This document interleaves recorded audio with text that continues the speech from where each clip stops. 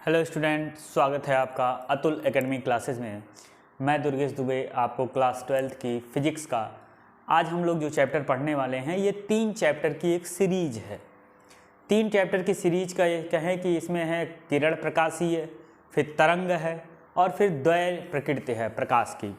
Actual में होता ये है कि हम लोगों ने पढ़ा था, एक डेरिवेशन हम लोगों ने किया था कि C = होता है 1/√μ0 एप्सिलॉन नॉट। म्यू नॉट क्या है? वैद्युतशीलता, म्यू नॉट है वैद्युतशीलता और एप्सिलॉन नॉट है वैद्युतशीलता और म्यू नॉट है आपका म्यू नॉट है आपका वैद्युतशीलता और एप्सिलॉन नॉट है आपका वैद्युतशीलता और ये क्या है? चुंबकशीलता।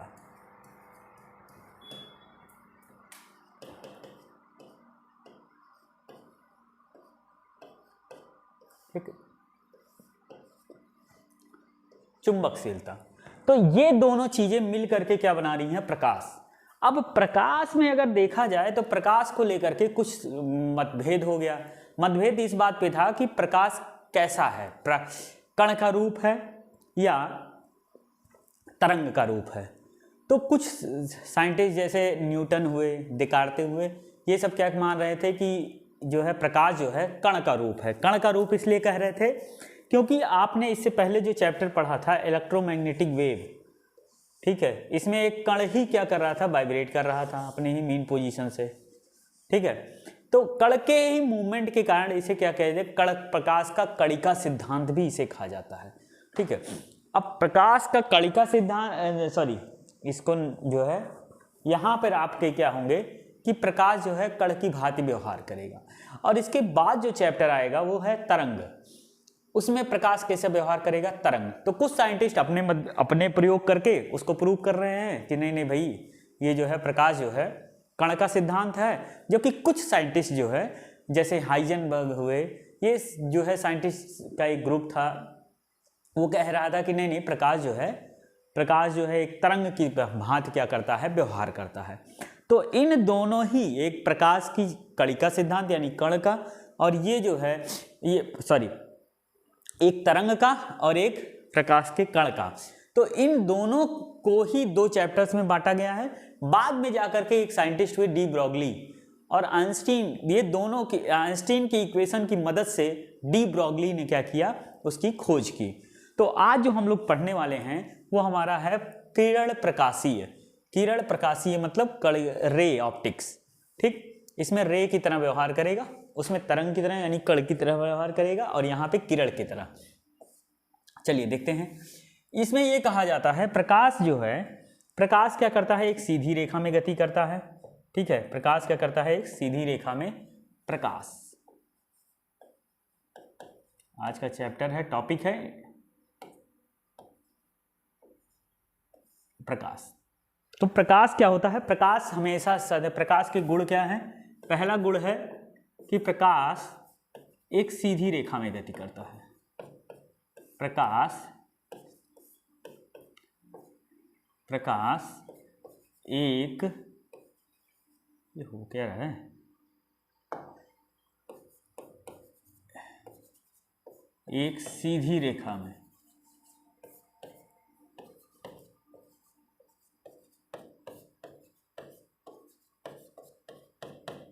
क्या हो गया भाई? रेखा में, अच्छा इधर से, हाँ ये सही है, रेखा में गति करता है।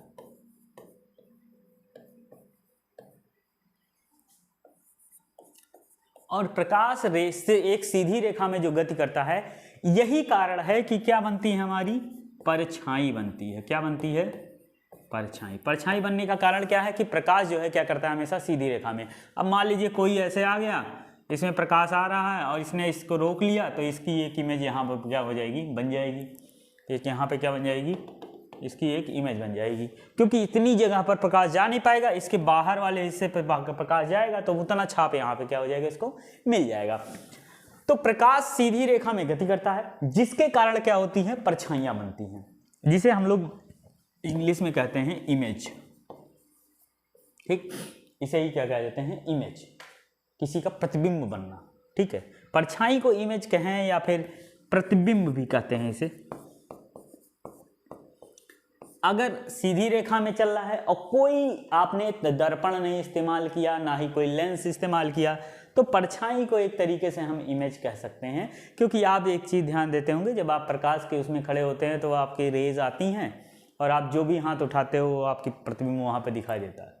प्रतिबिंब और परछाई में ज़्यादा अंतर नहीं है, बस ये है कि प्रतिबिंब का मतलब है कि उसी का बिंब दिखाई देना, वैसा ही वस्तु दिखाई देना, और परछाई का मतलब है वैसा ही स्ट्रक्चर दिखाई देना, मतलब वैसा ही ढांचा दिखाई देना।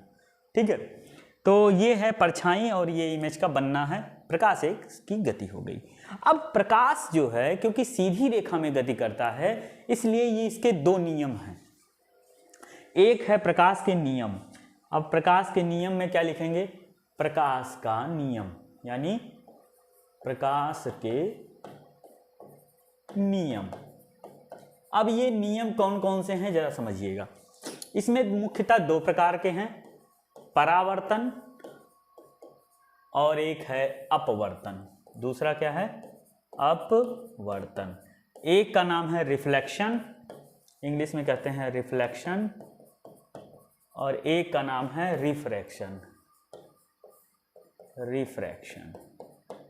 ठीक है, तो प्रकाश के जो है दो गुण हैं, एक है परावर्तन और एक है अपवर्तन। अब ये दो नियम कौन कौन से हैं उसके बारे में हम लोग चर्चा करेंगे।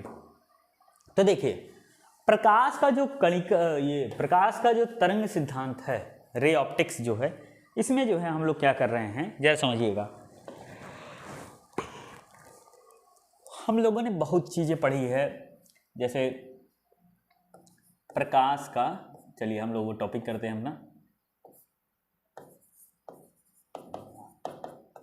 प्रकाश का परावर्तन। ठीक, प्रकाश का परावर्तन क्या होता है, देखिए अब इसमें दो तीन चीज़ें होंगी। क्या होंगी कि पहले तो आप एक सरफेस चूज करेंगे, ये क्या है, एक सरफेस है, एक क्या है, एक जगह है, स्थान है। ठीक, यदि कोई प्रकाश इस पर आता है, यदि कोई प्रकाश इस पर आ रहा है, ठीक, इसकी गति ध्यान रखिएगा, इस चैप्टर में सबसे ज़्यादा नंबर कटने वाला सब्जेक्ट टॉपिक यही होता है, क्योंकि आप प्रकाश को आते हुए तो बनाते हो लेकिन एरो नहीं बनाते हो, और जब एरो नहीं बनाते हो तो प्रकाश पता ही नहीं किधर से आ रहा है किधर जा रहा है, तो इसके कारण नंबर बहुत कटते हैं। तो जरा इसको जब आप पढ़िएगा और इसके फिगर को, इमेज को बनाइएगा तो जरा बहुत ध्यान से बनाइएगा, क्योंकि इसमें जो है अगर आपने ये इमेज नहीं बनाई, ये चीज़ नहीं बनाई आपने, तो ये नंबर आपका कट सकता है इसमें, इसलिए यहाँ पे जरा फोकस होकर के काम कीजिएगा। अब क्या है, प्रकाश अगर एक सीधी रेखा, मतलब प्रकाश किसी तल पर पड़े, ये तल है, ठीक है, ये क्या है, तल, इस तल से फिर क्या हो जाए, वो अपने जो है इस तल से वो क्या जाए, इधर की ओर क्या हो जाए, मुड़ जाए, अपने ही माध्यम में क्या हो जाए, वापस लौट जाए। आज क्या हो गया इसको, ओ भाई चल जा, ठीक है। ठीक, तो प्रकाश क्या हुआ, एक ही तल में, एक अपने ही माध्यम में, ये जो माध्यम था इसका इसी में वापस हो गया। ठीक, तो करते क्या है कि प्रकाश ये हो गई आपतित किरण, जो आ रही है उसे क्या लिखेंगे, आपतित, इसको क्या लिखेंगे, आपतित किरण, और जो जा रही है यानी परावर्तन की घटना, यानी अपने ही मार्ग में वापस लौट जाने की घटना को ही क्या कहते हैं, परावर्तन। प्रकाश का अपने तल में अपने ही माध्यम, टकराने के बाद अपने ही माध्यम में वापस होने की घटना को हम लोग क्या कहते हैं, परावर्तन। ये अभी हम लिखा दे रहे। तो ये हो गई आपतित किरण, इसको कहते हैं परावर्तित किरण, इसे क्या कहते हैं, परावर्तित। आज कुछ नौटंकी चल रही है, आज ये बोर्ड मना कर रहा है, परावर्तित किरण। ठीक है, ये आपतित किरण हो गई और ये क्या हो गई, परावर्तित किरण। ठीक, परावर्तित किरण, आपतित किरण, आपतित किरण, और ये परावर्तित किरण। अब होता क्या है कि हम इसके नियम को बनाने से पहले हम ये जो तल है, ध्यान रखिएगा इसको, तल के लंबवत, तल के लंबवत, कौन सा लंब है तल का, तल का लंब ये है भैया। अरे यार ये क्या हो रहा है आज, तल के लंबवत, ठीक है, तल के लंबवत हम लोग खींच लेंगे, तल के लंबवत पहले खींच लें पहले। तो हम लोगों ने क्या किया है, तल के लंबवत एक खींचा है। ध्यान रखिएगा, ये इसे ही क्या कहा जाता है, अभिलंब। इसका नाम क्या होता है, अभिलंब। अब ये किया कैसे जाता है, खींचा कैसे जाता है, आपतित किरण और परावर्तित किरण जिस बिंदु पर तल पर मिलती हैं उसी पर इस तल के क्या खींच दिया जाता है, लंबवत। यानी ये तल से कितना एंगल बनाएगा, 90 डिग्री बनाएगा। तल से कितना अंश बनाएगा, 90। इधर भी 90 होगा और इधर भी 90 होगा। क्यों, क्योंकि ये तल पर क्या है, अभिलंब है। ठीक, अब इसमें तीन चीजें ध्यान समझिएगा। ये वाला जो कोण है, आपतित किरण और अभिलंब के बीच बनने वाला कोण, आपतित किरण और अभिलंब के बीच बनने वाला कोण को हम लोग कहेंगे आपतन कोण, और इसे लिखते हैं, इसका नाम क्या हो जाएगा, आपतन कोण, आपतन कोण।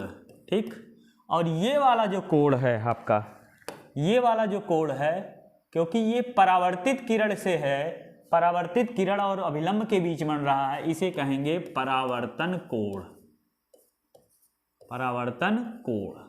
इसका नाम क्या हो जाएगा, परावर्तन कोण। ऐसे किससे निरूपित करते हैं, स्मॉल आर से।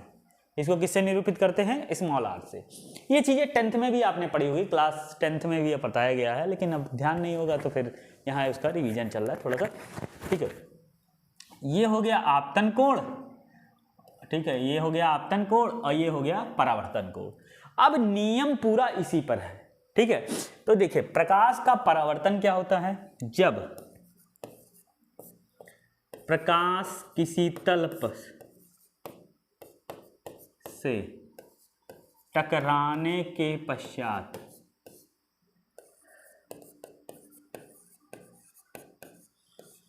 अपने ही माध्यम में वापस लौट जाता है,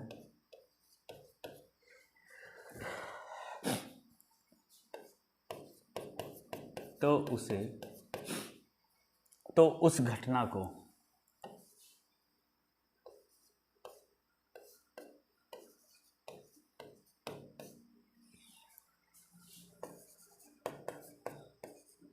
परावर्तन की घटना कहते हैं।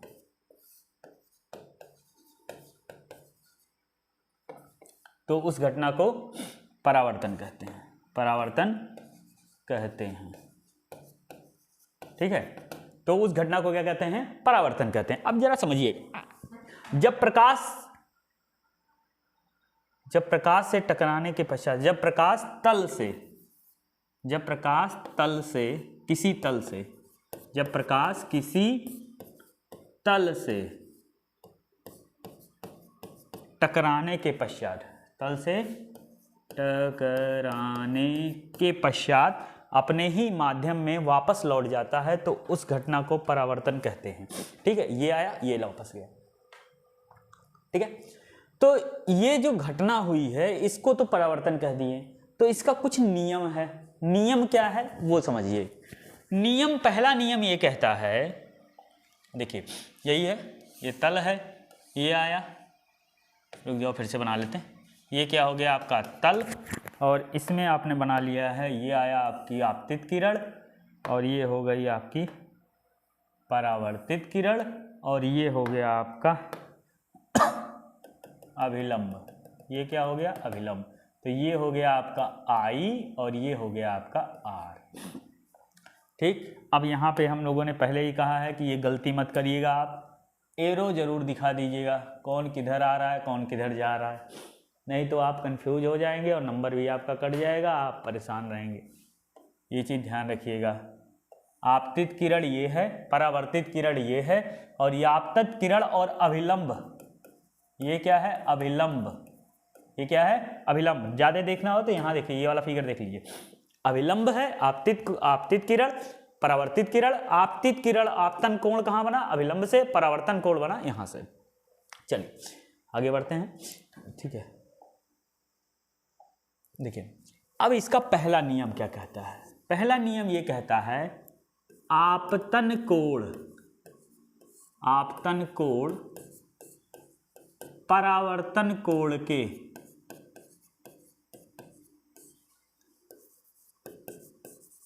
के बराबर होता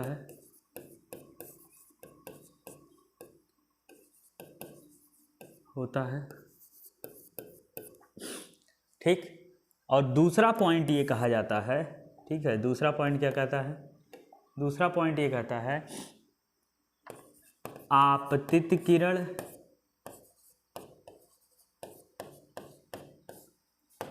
परावर्तित किरण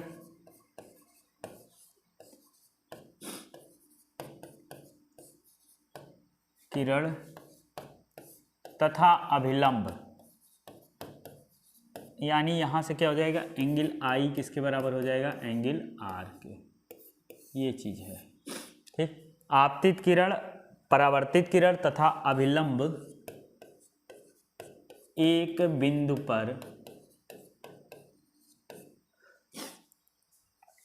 तथा एक ही तल में पाए जाते हैं, ठीक है।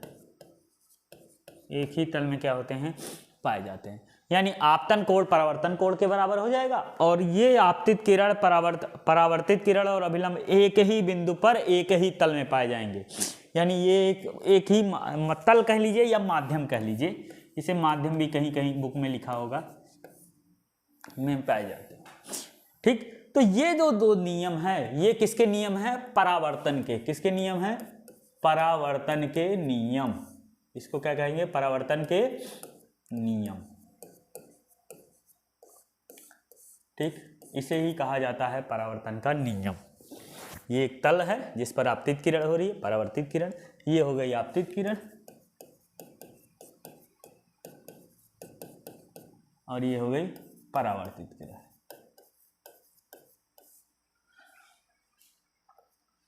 परावर्तित है भैया, हम यहाँ गलत लिखे।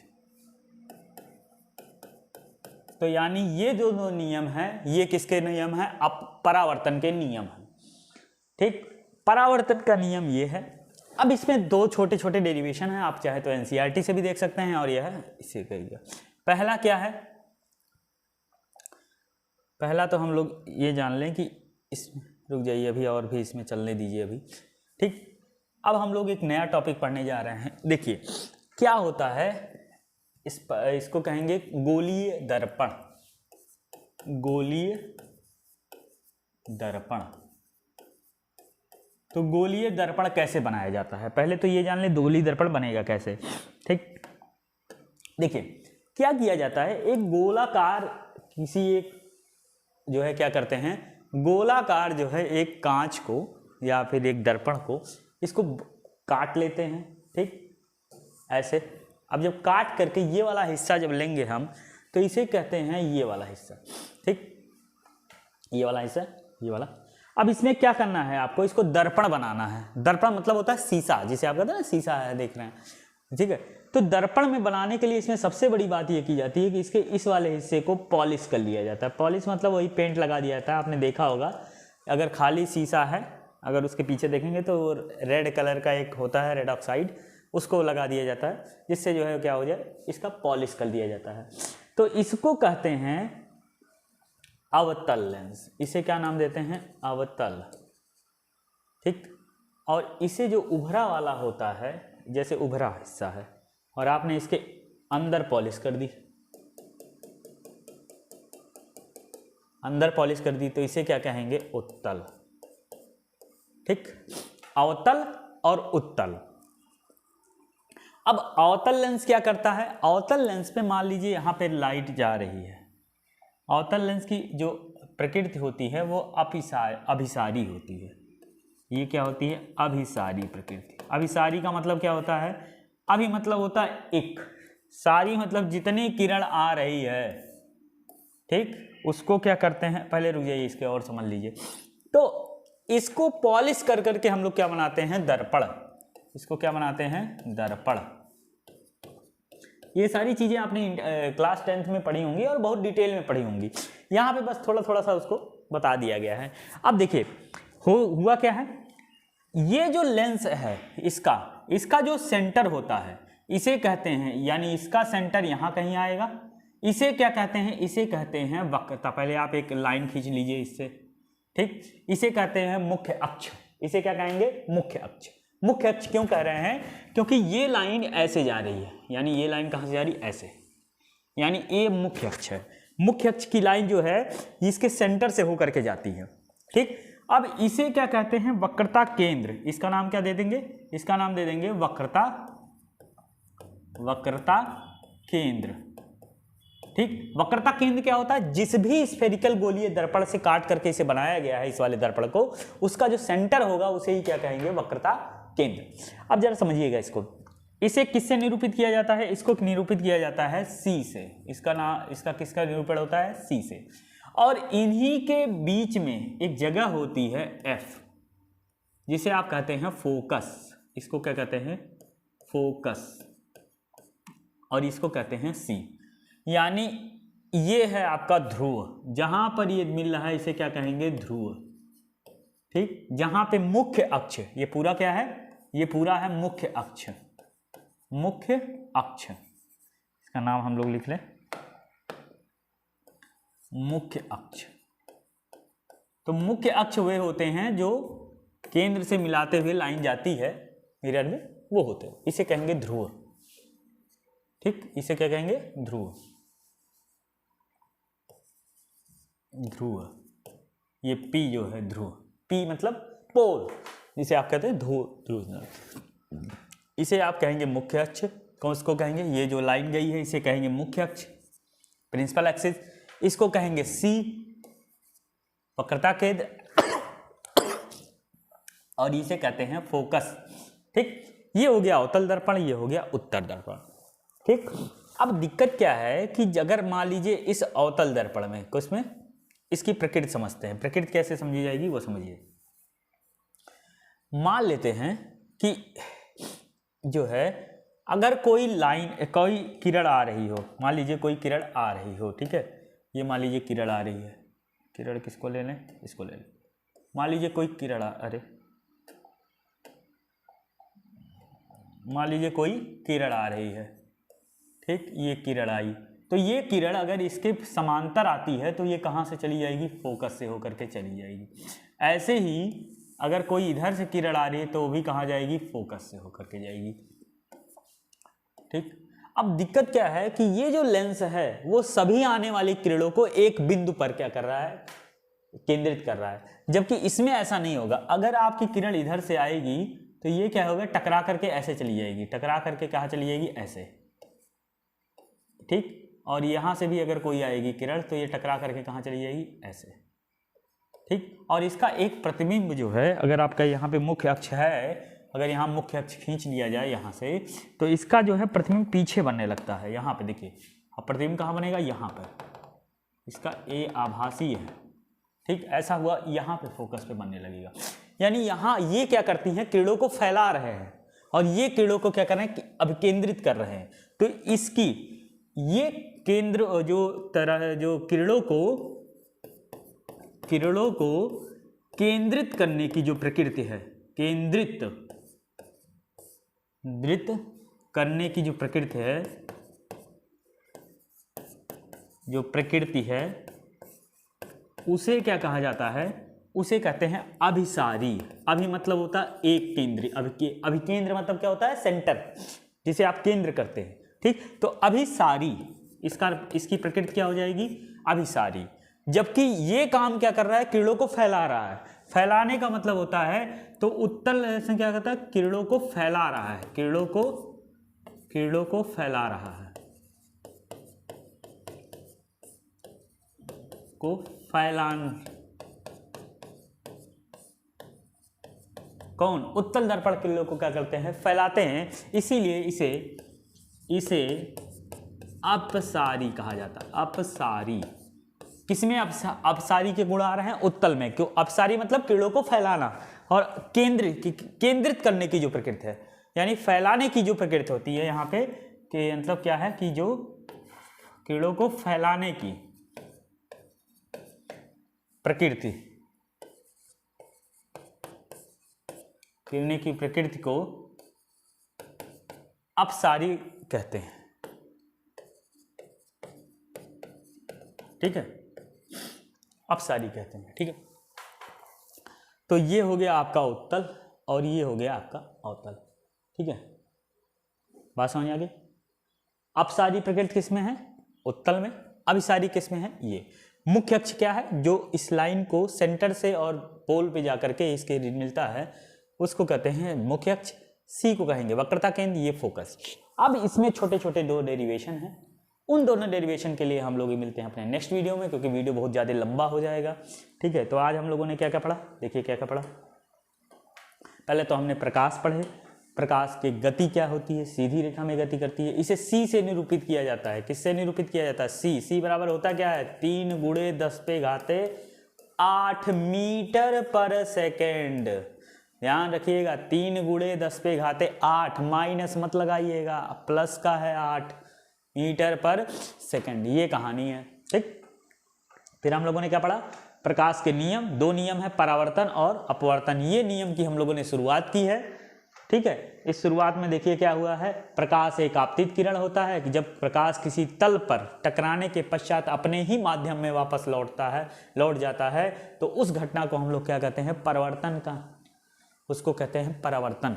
और परावर्तन की घटना क्या हो रही है? किसी तल पे हो रही है। तो जिस तल पे जब किरण आती है तो उसे कहेंगे आपतित किरण, और जब किरण टकरा के वापस जाती है तो इसे कहेंगे परावर्तित किरण। और इन दोनों के बीच में बनने वाला है क्या? अभिलंब। ठीक, इनके बीच में क्या बनता है? अभिलंब। अब अभिलंब और आपतित किरण के बीच का जो एंगल है उसे कहेंगे आपतन कोण, और ये कहेंगे परावर्तन कोण। ये चीज ध्यान रखिएगा, अभिलंब से जो कोण बनता है, ये वाला कोण नहीं, ये वाला कोण नहीं होगा। ठीक है, तो ये चीज ध्यान रखिएगा आप। ठीक, और ये आपका परावर्तित किरण है। ठीक, उसके बाद हम लोगों ने इसके नियम पढ़े। आपतन कोण परावर्तन कोण के क्या होता है? बराबर होता है, यानी I = R होगा। और आपतित किरण, परावर्तित किरण और अभिलंब एक ही तल में। फिर हम लोगों ने क्या टॉपिक पढ़ा? गोलीय दर्पण। गोलीय दर्पण में हम लोगों ने पढ़ा कि एक गोलीय दर्पण को ही काट करके उसके एक सिरे को क्या किया जाता है? पॉलिश किया जाता है। ठीक, तो पॉलिश अगर कर दिया तो दर्पण बन गया, नहीं तो वो क्या कैसा व्यवहार करेगा? लेंस की तरह व्यवहार करेगा। तो ये था आपकी कहानी।